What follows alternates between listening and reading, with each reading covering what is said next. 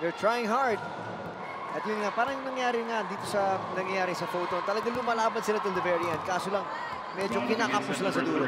Oh, kasi nagkakaroon ng malaking gap eh, di ba? Napapabayaan nila and then humahabol sila. So kung pwede na lang, ang gawin nila, huwag nang magkaroon ng malaking gap and the energy that they use para humabol, gamitin na lang nila in a regular course, di ba? That's gonna drop inside. First point of set number 3. Mapupunta sa F2 Logistics. So you can see kanina nga yung mga timeouts na kinukall ni Coach Mai. Maririnig natin si Chuck Cruz, the team captain, always reminding the team players, relax, relax lang, relax tayo, come on. And that's really what you need.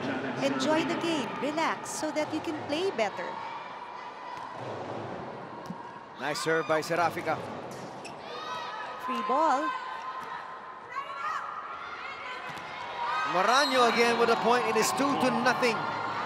Sometimes the reason kung bakit yung bola pumapasok and lands in between the net is because the distance of the blocker from the net is far. Ultra Fast Spike brought to you by PLDT Home Ultera, the Ultra Fast LTE for a happy family.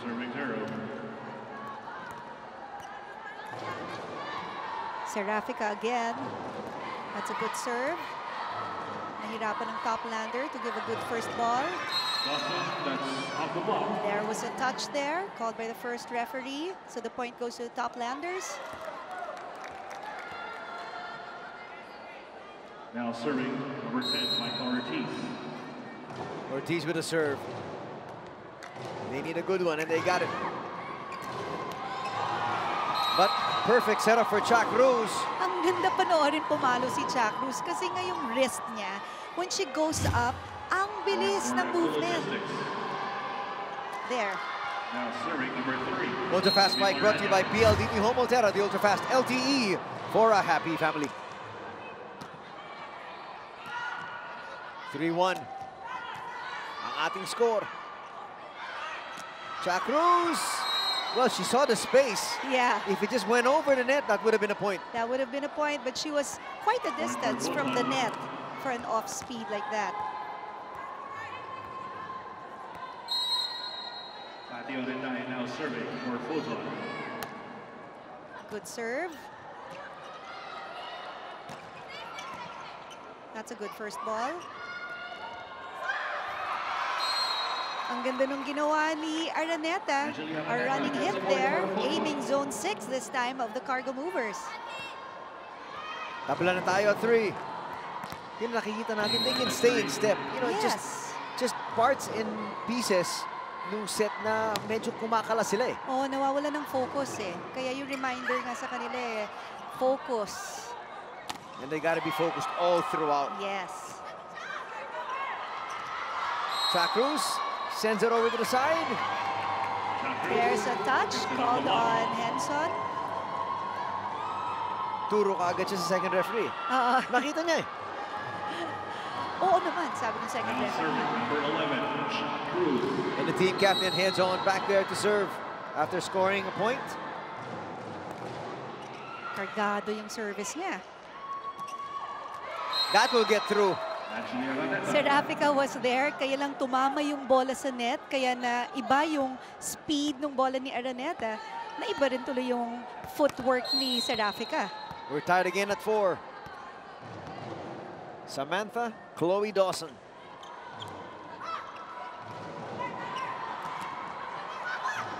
They keep that alive.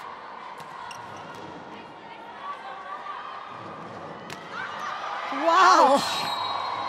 Yun yung hinihintay mula kay Lilet Mabayan. Talaga namang ang lakas-lakas niya pumalo. Ngayong nasa open outside hitter spot siya. Nakadalawa na. Take a look at this Ultra Fast Spike brought to you by PLDT Home Ultera, the Ultra Fast LTE for a happy family. Ooh! Parang naging trend yun, no? Pag ang ganda-ganda ng offense, nagkakaroon ng problem sa service zone. What a letdown. Hindi sila makakuha ng makabuelo ng momentum. Oo, yung buelo, yung momentum. Araneta with a serve. Power tip. Doesn't work. Oh! And my, that's not even gonna go over. that was an easy ball, but siguro alam na kasi ni Henson na 4 touches na yon, kaya hindi na niya talagang, but you know, that was... Pinursige. Oo. Sana in-over pa rin niya. Parang naman mas maganda. Oo. I mean, it looks good. They still lost the point. Nice serve there by Musa. That's sent long. Ito na naman, one of those stretches wherein, you know, they Yeah. give up 2-3 points. Kailangan yung energy level nila, keep it up. Dapat wala pa ring mawawala ng pag-asa, and they're only 2 points down.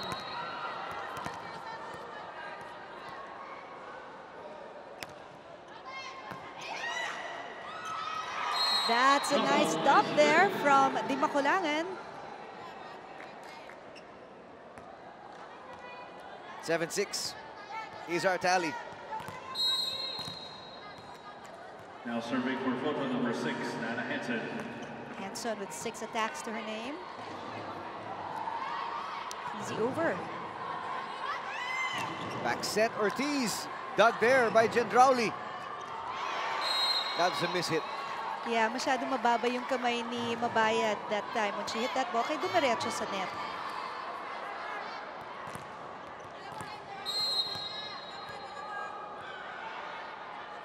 Henson again with a good serve.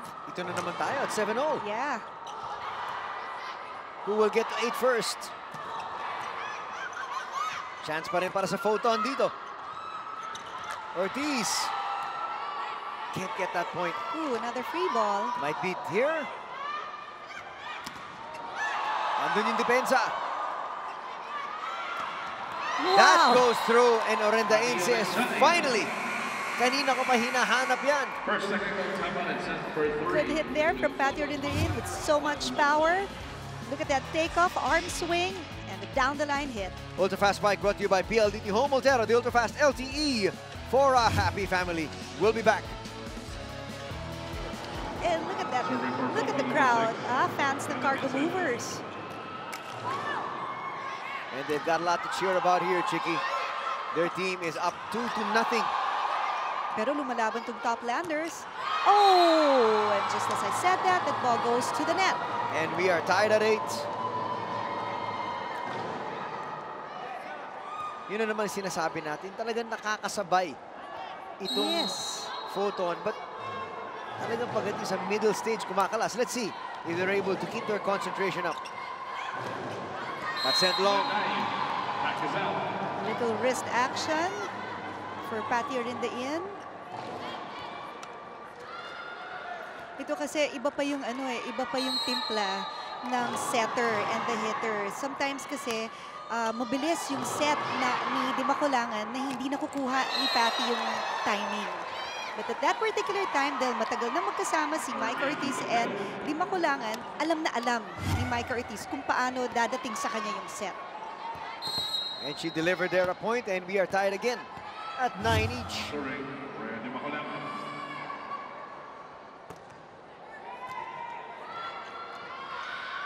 Too close to the net. Joust there.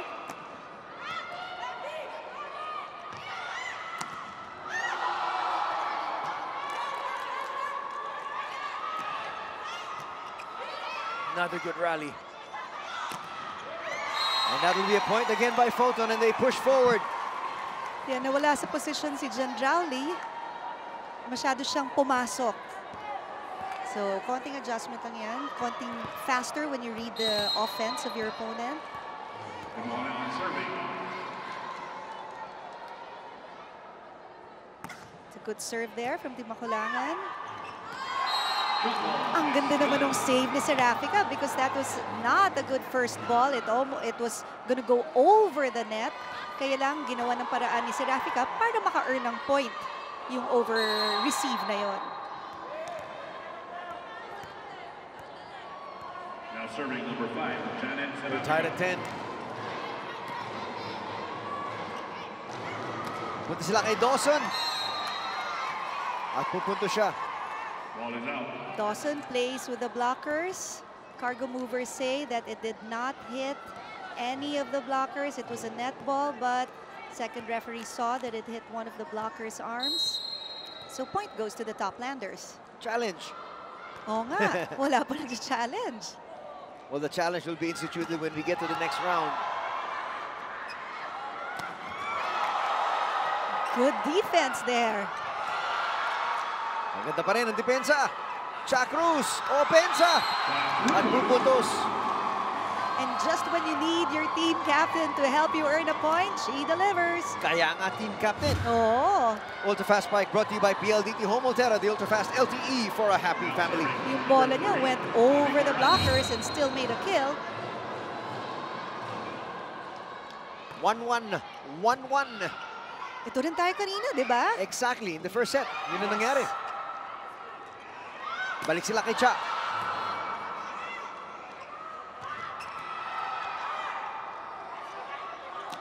Gendrauli goes down the line. Angge has done quite well in the libero Yes. spot. Yeah, I have to say. She's doing a good job.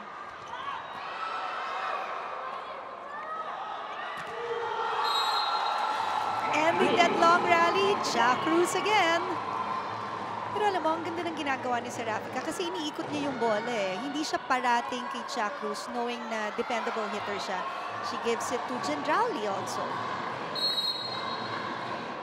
Now Not we to have, mention, there's Mabayad and Yes. there's also that server right there, Abby Maraño. yeah, and we have yet to see Musa to hit that ball hard. Nabasa ng Toplanders yung play na tinawag na Serafica. That would have been a time to go to Musa. Yes. Tinan mo, the defense was there keying on Cha Cruz. Yes. Kaya dapat gulatin ni Serafica by using Musa. Matthew Orendain now serving Volvic. for Photon. Orendain, good serve. Maraño sends that over Good quickly. first. Yeah. That's good defense once again at the net. Kailangan mas mabilis ang reaction time ni Patty Orendain on her floor defense. Parang sinasabi ng team captain, gusto ata maging best player. Para ma-interview tayo ni Ching. At ni Anthony. O tama, kasama pala ako sa interview mamaya. Oo.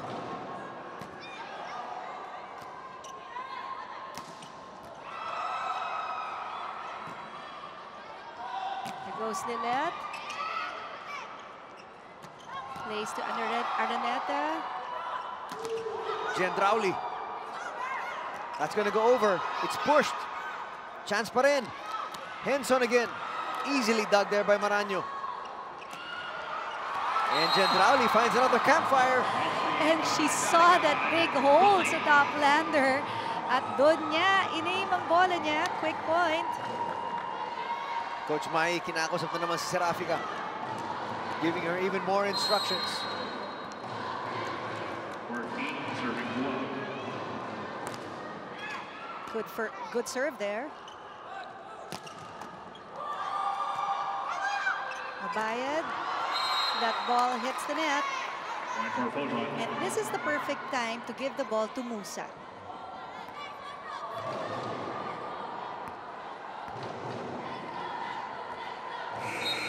Toplanders will have a substitution. Makatuno for Dawson and Ivy Remulla for Di Bacolangit. Ivy Remulla, one of the better blockers that we have. And a long-time stalwart nitong kupunan ng Photon. Yes. Good serve from Makatuno. Gendrauli again delivers another point. Si Gendrauli, whenever she hits that ball and earns a point, parang yung reaction niya ay mali. Pero ang ganda naman ng ginawa. Take a look at the Ultra-Fast bike brought to you by PLDT Home Ultra, the Ultra-Fast LTE for a happy family. What a powerful arm she has. Gendrauli with the serve. That's sent down. There Musa you go, Musa. joining the scoring parade. Second technical That's going to bring us to our second technical timeout of set number 3 at lamang ng tatlo. Itong kupunan ng F2 Logistics. Ang ganda how Musa redirected that ball. Regalo siya, pero nagawa niya ng paraan talagang may emphatic yung point.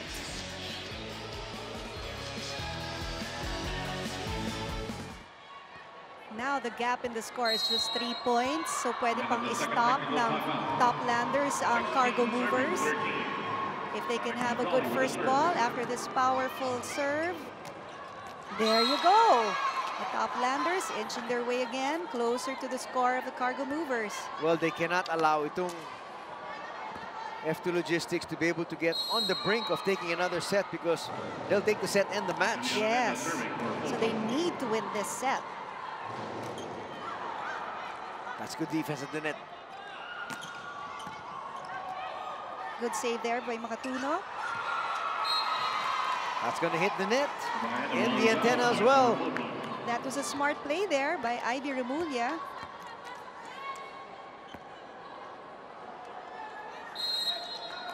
Angeli Araneta, 7 attacks and 3 blocks. Ooh, but a service error. At a very inopportune time. Yeah, giving a free point to the Cargo Movers. Number 13, Yun na naman tayo. They were trying to build up some momentum to tie things up. Biglang bad serve. They need to get this point, stay in step. Free ball. Abby asked for it. They gave it to her. And she gave them a point. Ito yung sinasabi ko, si Abby, when she does a running hit, chances are magko-cross-court yan. So prepare right away for a cross-court defense. Ultra-Fast Spike brought to you by PLDT Home Ultera, the Ultra-Fast LTE for a happy family.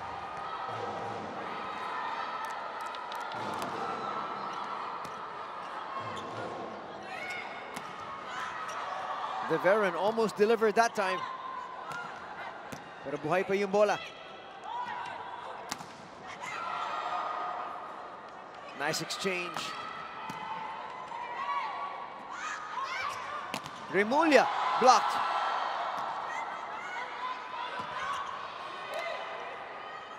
Balik sila kay Abby. She's dug.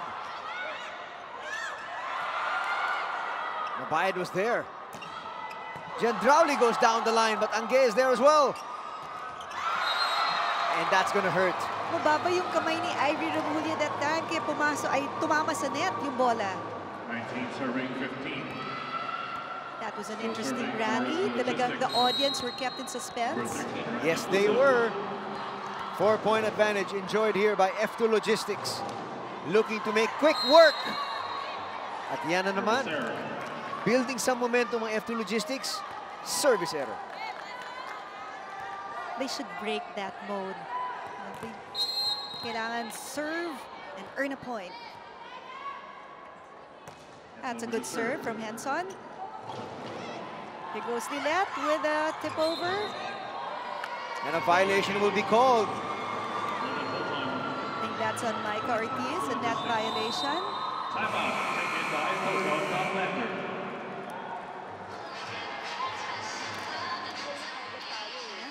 So kailangan tanggalin nila yan. Kailangan happy when they play, kailangan aggressive. And sinabi nga ni Coach Villet, dalawa lang naman ang attackers niyan eh. Wings lang yan eh. So prepare for a defense, for the wings. So here we go. That's gonna help their cause. Yes. Ang ganda nung ginawa ni Orinda in. Nag-top spin lang siya. It was an off-speed hit there. And na-off din yung defense ng Cargo Movers. Kasi akala nila tatamaan ni Patty yung bola ng malakas. Gumaling na si Di Bakulangan at si Dawson. D&D. D&D.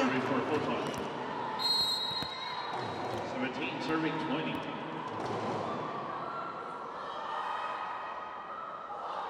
16 excellent sets from Di Bakulangan. Cross-court lang yan. That's what I said earlier. If you give Abby a running, a back set like that, chances are cross-court hit, prepare. Ultra-Fast Spike brought to you by PLDT Home Ultera, the Ultra-Fast LTE for a happy family. And of course, para yung floor defense mo hindi mahirapan, kailangan mabilis ang middle blocker to double up with the outside blocker. 21-17 is our tally. Buhay pa rin ang Photon dito. Excellent dig there by Angge.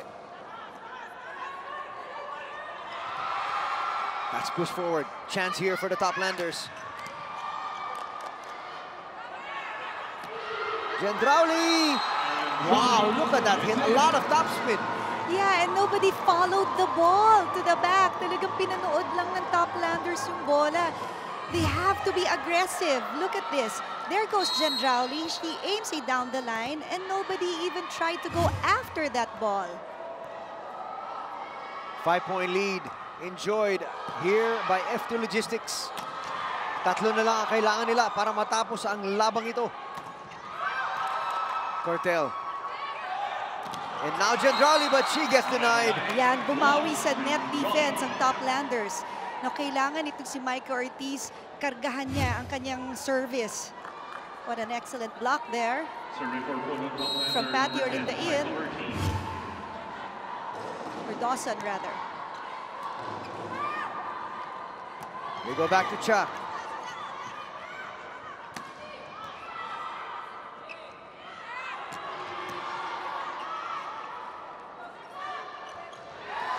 The set a little bit too far.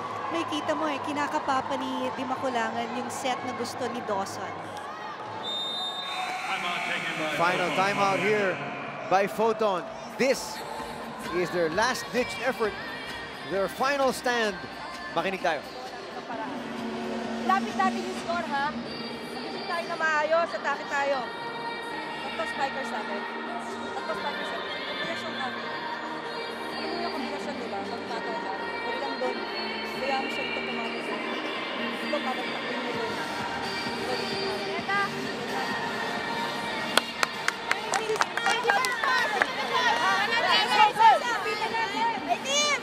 So you'll see there in that huddle, tahimik na tahimik ang Photo Toplander, but Coach Villet is saying, okay, you have two Di Maculangan, you have 3 spikers, so go and use the other 2 as well.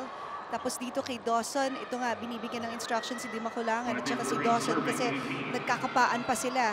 So kailangan mataas yung bola if she's gonna give it to Dawson para mahabol. Service from Abby Maraño.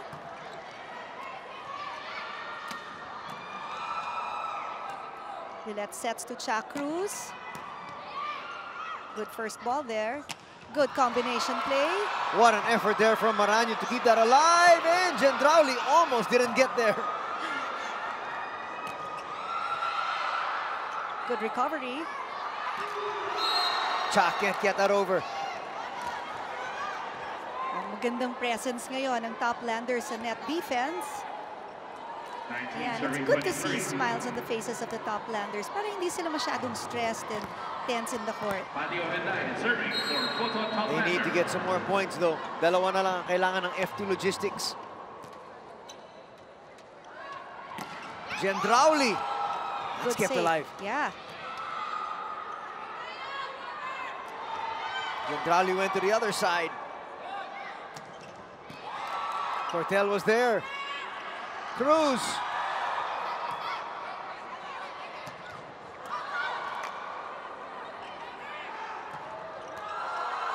Di Maculangan couldn't get to that one. And it's going to be set point, match point for F2 Logistics. If there's one thing that I learned from the Grand Prix is that yung mga imports natin, when they run after the ball, talagang hindi lang isa yung mahabol. Dalawa, tatlo sila. Nahahatak nila yung local teams natin na if there's a ball that's far, talagang habulin. Kailangan habulin. 5 match points. At isa lang ang kinailangan ng F2 Logistics as they pick up win number 2. Yes, that was a good play there from the cargo movers. They had teamwork. There was movement in the court, although from time to time, nagsa-service error sila after a good play, but quick recovery there. The Toplanders will learn from this, and I'm sure they'll come out as a better team after this match. 3 straight sets. Panalo ang F2 Logistics, 25-23, 25-22, and 25-19.